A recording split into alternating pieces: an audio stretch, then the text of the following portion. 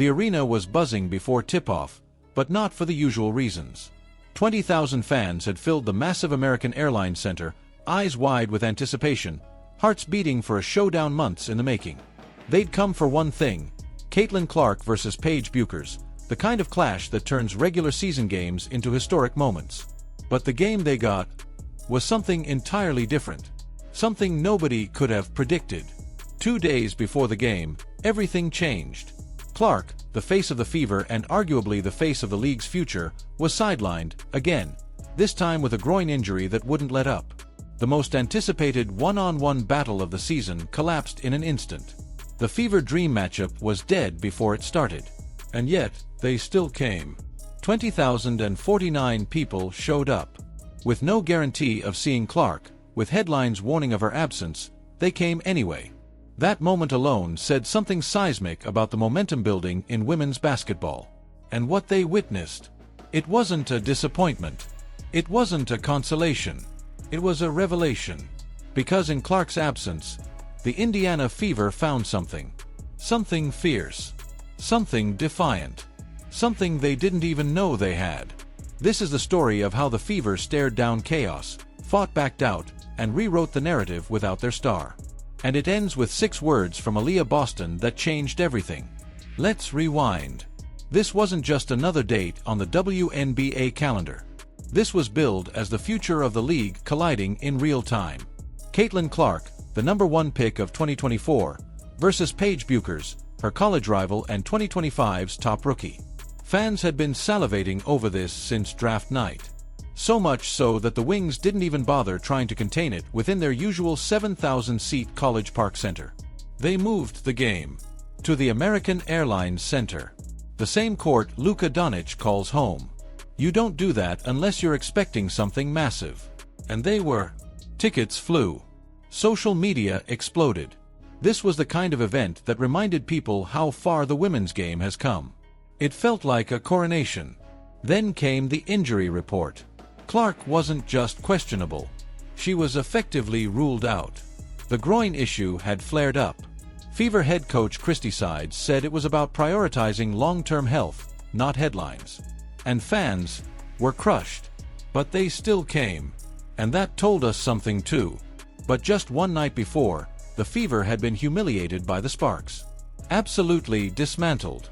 Their offense sputtered without Clark orchestrating. The defense looked disconnected. Aliyah Boston, once the league's Rookie of the Year, barely touched the ball. Their energy was gone. Their identity. Everyone assumed this next game would be the same story. Only worse. Dallas smelled blood. Without Clark, Indiana was wounded, ripe for the picking. So the Wings came in cocky. Their game plan was simple. Shut down Kelsey Mitchell, forget Boston, and watch the Fever fall apart. But they didn't expect what came next. Coach Sides shook things up before tip-off, throwing a curveball. Ari McDonald was starting. It was a lineup no one saw coming. The Wings didn't have tape, didn't have prep, and they certainly weren't ready for what McDonald brought. From the opening possession, the tone changed. McDonald played like her hair was on fire. Speed, intensity, control. She drove to the basket like a one-woman fast break, creating chaos and forcing Dallas to scramble. Suddenly, Mitchell wasn't the only threat. Boston had space. And the Fever? They looked dangerous. 7 straight shots to open the game. Let that sink in. This team, who couldn't string together a simple offensive set the night before, came out and hit 7 straight buckets. Dallas fans were stunned. Indiana fans in the stands, jerseys proudly displayed, started to believe. Aliyah Boston came alive. Finally, she was getting the touches she deserved. She moved with purpose. She crashed the boards, scored with precision, and carried herself like the star she is. For once, the game didn't orbit around Clark. It flowed through Boston, through Mitchell, through a unified, unrelenting team effort. By the end of the first quarter, Indiana led by 20, 33-13. And the silence from the Dallas bench? Deafening. But this is basketball. And runs don't last forever. Slowly, Dallas clawed back. Shot by shot, stop by stop. The Fever's lead shrank. The third quarter became a war zone. Paige Bueckers, silent in the first half, roared to life. She dropped 27 points on the night, making WNBA history with one of the most perfect stat lines ever recorded: 25-plus points, 5 assists, 2 steals, 2 blocks, and 0 turnovers. 0. It was the kind of performance that cements legacies. The Fever felt it. The lead was down to single digits. The same fear that haunted them against LA crept back in. Momentum shifted. Ball movement slowed. Mitchell looked tired. Boston was swarmed. It felt inevitable.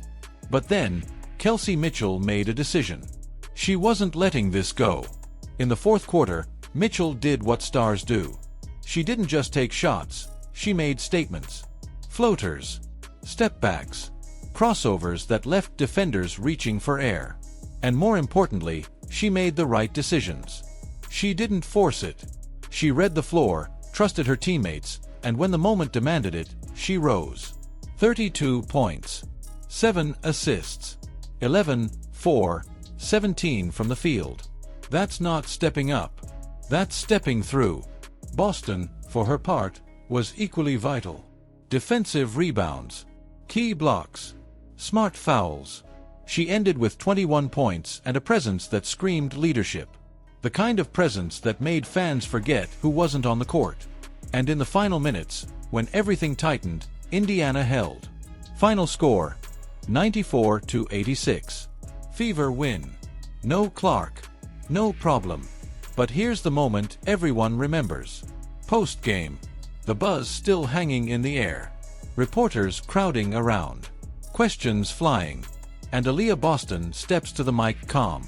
Grounded. But fierce. She looks into the camera and says, "Every game is a home game." 6 words. That's it.